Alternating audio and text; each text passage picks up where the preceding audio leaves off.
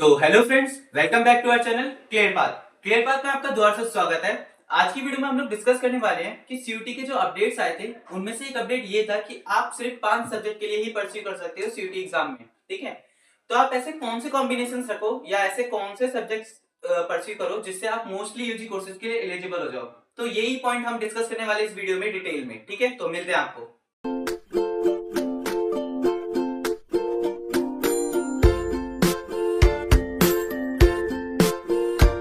तो बात करी जाए अगर सब्जेक्ट सिलेक्शन की, तो पहले हम लोग कॉमर्स वालों को ही ले लेते हैं। जितने भी कॉमर्स है, कॉमर्स फील्ड से, इनके लिए 5 सब्जेक्ट के ऑप्शन है कि 5 सब्जेक्ट सिलेक्ट करने हैं। किस तरीके से करेंगे वो लोग? अगर मैं रखूं पहला कि वो लैंग्वेज तो रखेंगे और लैंग्वेज में इंग्लिश तो रखेंगे ही, ये तो नॉर्मल है। ठीक है, अगर आपको कोई और लैंग्वेज अच्छी लगे तो वो भी रख सकते हो, बट याद रखना कि एक इंग्लिश तो रहेगा ही, लैंग्वेज तो रहेगा ही।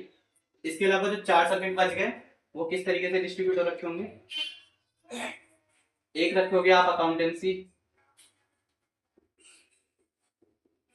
देखो, अगर मैं इधर बता रहा हूं तो इसका मतलब ये नहीं कि यही रखने हैं, मैं बता रहा हूं कि आप कैसे कैसे रखोगे एंड क्या क्या उस पे मेरिट्स एंड डीमेरिट्स रहेंगे। ठीक है, किस किस कॉम्बिनेशन से। अकाउंटेंसी रख लिया आपने, इकोनॉमिक्स रख लिया, मैथ्स रख लिया, एंड लास्ट हमारा क्या बच गया? BST, business studies. ठीक है, अगर आप ये वाला कॉम्बिनेशन ले रखे हो, मतलब आप ये वाले सब्जेक्ट सिलेक्शन कर रहे हो अपने सीयूटी 2025 के लिए, देन आपके पास क्या लिमिटेशन है कि आप इन कोर्सेज के लिए एलिजिबल नहीं रहोगे। किन कोर्सेज की वजह से, किन के बारे में? एक हो गया आपका बीबीए, एक हो गया बीटेक। ये तो ऑब्वियस है, कॉमर्स वाले नहीं करेंगे बीटेक, बट अगर किसी का मन करता है कोडिंग फील्ड में जाने का, देन आप बीटेक ले सकते हो। इसके अलावा अगर मैं बात करूं 5 year integrated programme in journalism होता है, मैं उसको शॉर्ट फॉर्म में लिख रहा हूँ। बेसिकली ये जर्नलिज्म के बारे में पूरी पढ़ाई कराई जाती है। ये सब आप कोर्सेज क्यों नहीं ले सकते हो? इसका मेन रीजन है कि आपने अपने जो सब्जेक्ट सिलेक्शन है उसमें जीटी नहीं डाला। मतलब ये जो कोर्सेज हैं इनमें आपको जीटी कंपलसरी चाहिए, एंड आप अगर जीटी नहीं डाल रहे हो देन आप इनकी रेस से बाहर हो जा रहे हो। ठीक है, और एक हो गया आपका बीई एमएस। तो ये जो 4 कॉमर्स के कोर्सेज है, मेनली ये दोनों तो बहुत इंपॉर्टेंट रहते हैं कि कॉमर्स वाले लेते ही हैं।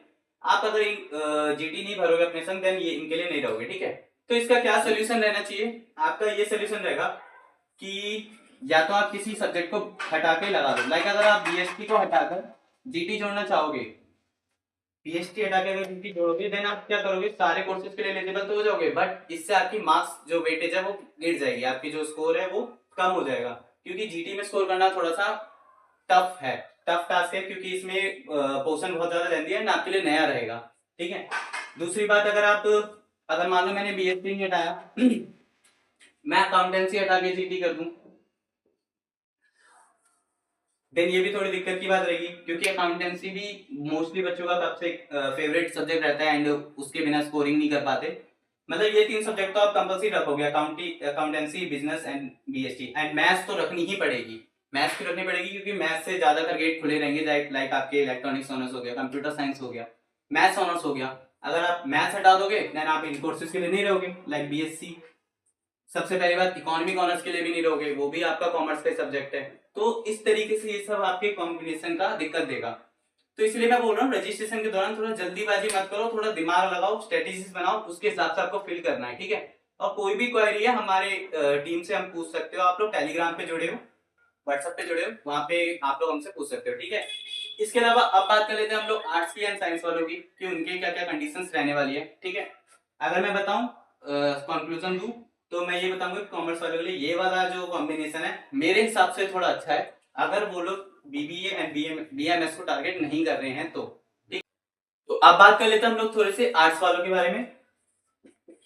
जो भी आर्ट्स स्ट्रीम से हैं या जो आर्ट्स यूजी कोर्सेज के लिए एलिजिबल कर रहे हैं, या फिर बोले तो जो बीए कोर्सेज के लिए जाना चाहते हैं, ठीक है, देन उनके लिए भी क्या है, सिंपल सा 5 सब्जेक्ट के क्राइटेरिया रहेंगे कि वो 5 सब्जेक्ट ले सकते हैं। उसमें से एक तो वो लेंगे लैंग्वेज। लैंग्वेज में वो लोग मान लो इंग्लिश ले लिया उनने, या जो आर्ट्स वाले होते हैं वो बेसिकली ज्यादा लैंग्वेज पढ़ लेते हैं, लाइक हिंदी भी उनके साथ जुड़ी रहती है, वो लैंग्वेज भी अपने रख सकते हैं, इंग्लिश हिंदी जो भी रखना है उनको। ठीक है, दूसरा ये बाकी से 4 जोड़े थे, लाइक उनने हिस्ट्री रख लिया, पोल साइंस रख लिया, इकोनॉमिक्स रख लिया। इतना करने के बावजूद भी उनके पास एक ऑप्शन और रहेगा कि वो कोई और सा सब्जेक्ट भी जोड़ ले, ठीक है। तो जिनके पास ये अच्छा है, देखो इकोनॉमिक्स है, ज्योग्राफी तो उनको मिलती है एडिशनल में, तो ये तो ऑब्वियस है कि इन दोनों में से उन्होंने कोई एक ही सब्जेक्ट सिलेक्ट करा होगा, है ना। तो उनके पास अभी भी एक स्लॉट रह गया काफी, तो इनके लिए ये है कि वो 4 सब्जेक्ट सिलेक्ट करे एंड देन वो मूव फॉरवर्ड कर जाए कि वो 4 सब्जेक्ट में सीयूटी में करते हैं, अपना बेस्ट लेकर आ जाए। लेकिन ये अपना और अच्छा कैसे कर सकते हैं, वो अपना जीटी और जोड़ दें। इससे क्या होगा, ये लोग स्ट्रीम चेंज करने के इनके ऑप्शंस खुल जाएंगे, लाइक ये लोग फिर बीएमएस की तरफ आ सकते हैं, बीबीए की तरफ आ सकते हैं, क्योंकि जो क्राइटेरिया चाहिए थे उनके लिए एंड वो यहाँ पे फुलफिल हो रहे हैं। तो मैं इनको यही सजेस्ट करूंगा कि हाँ जीटी भी फिल करो, ताकि एक जीटी का जो एग्जाम है, एक तो बात यह है कि जीटी का जो एग्जाम है वो आपको बहुत अप टू डेट रख देगा, लाइक आप इसके चक्कर में बहुत सी नॉलेज गेन करोगे, नए नए वोकैब सीखोगे, नई नई नॉलेज रखोगे एंड थोड़ा सा वर्ल्ड से कनेक्ट भी कर पाओगे, लाइक अपडेट रहना वगैरह वगैरह। और जीटी एक ऐसा सब्जेक्ट भी है जिससे आपके मोस्टली गवर्नमेंट एग्जाम से लिंक होता है, ठीक है, एसएससी के एग्जाम से हो गए, एसएससी हो गए, एमपीएस हो गए, ये सब। तो इसलिए जीटी में बोल रहा हूँ कि हाँ ये लोग जोड़ सकते हैं 6 सब्जेक्ट, 5 सब्जेक्ट के रख, तो इस तरीके से, वरना वो इनके बिना भी अपना काम कर सकते हैं। तो इनका तो सिंपल सा था, क्योंकि इनके जितने भी यूजी कोर्सेज हैं उनके लिए बस एक ही कॉम्बिनेशन सही है, एक लैंग्वेज 3 डोमेन, इनका क्राइटेरिया जो है वो फुलफिल हो रहा है, देन इनको कोई दिक्कत नहीं है। अब बात करें तो थोड़े हम लोग साइंस वालों की भी, तो जल्दी से रैप अप करते हैं अपनी वीडियो को साइंस वालों के कोर्सेज के बात लेके, ठीक है। तो साइंस वालों को भी नॉर्मल सा है, जैसे कि हमने अभी देखा था कि जो भी थे फिजिक्स ऑनर्स, केमिस्ट्री ऑनर्स, इन सब की एक ही कंडीशन है कि वो पीसीएम होना चाहिए उनके पास, दैट्स इट, एंड इनका ही खत्म हो गया, ठीक है। एंड इसके अलावा जो भी थे कॉम्बिनेशन वो तो बताए थे मैंने, ठीक है।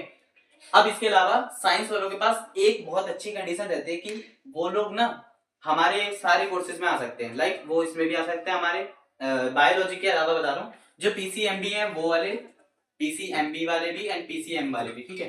वो क्या कर सकते हैं, हमारे सारे कॉमर्स वाले कोर्सेज में आ सकते हैं, like BCom honours, BCom programme, economic honours and वगैरह वगैरह, एंड आर्ट्स वालों में भी जा सकते हैं, like history honours, pol science and वगैरह वगैरह। इन सब में ही आ सकते हैं साइंस वाले। तो आप लोग क्या करो, नॉर्मल से कॉम्बिनेशन रखो, जो 5 सब्जेक्ट के दिक्कत आ रही है इनके, पहली बात जो तो 12th में पढ़े वो तो भरोगे ही भरोगे, तो नॉर्मल सी बात है, एंड इसके अलावा जीटी ज्वाइन कर लेना, सिंपल सा, उसके बाद भी तुम्हें स्लॉट बचे रहेंगे, ठीक है। तो इस हिसाब से बस साइंस वालों को देना था। तो आज की वीडियो में बस यही था कि सीयूटी के जो हम पेपर सिलेक्शन करने वाले हैं वो स्ट्रीम वाइज कैसे करने वाले हैं, उनका क्या क्या हम लोग रखे, जिससे हम लोग मोस्टली यूजी कोर्सेज के लिए एलिजिबल हो जाए। तो अगर ये जो डाउट्स थे वो आपके क्लियर हो गए हैं, देन कमेंट करिए, लाइक करिए। अगर इसके अलावा भी कोई डाउट आ रहा है देन हमें कांटेक्ट करिए हमारे टेलीग्राम पे, इंस्टाग्राम पे, एंड जीमेल भी दे रखी है हमने, तो आप जहां पे भी क्वेरी हमसे कांटेक्ट कर सको आप करो, ठीक है। हमारे डिस्कशन ग्रुप भी है टेलीग्राम पे, वहां पे भी आप डिस्कस करो और भी स्टूडेंट से मिलो, कोलैब करो, ये सब बातें आप वहां पे डिस्कस कर सकते हो, ठीक है। तो यही था आज की वीडियो में, आपको मिलता है नई वीडियो में, हम लोग रजिस्ट्रेशन प्रोसेस बताएंगे उसको, तब तक के लिए बाय बाय।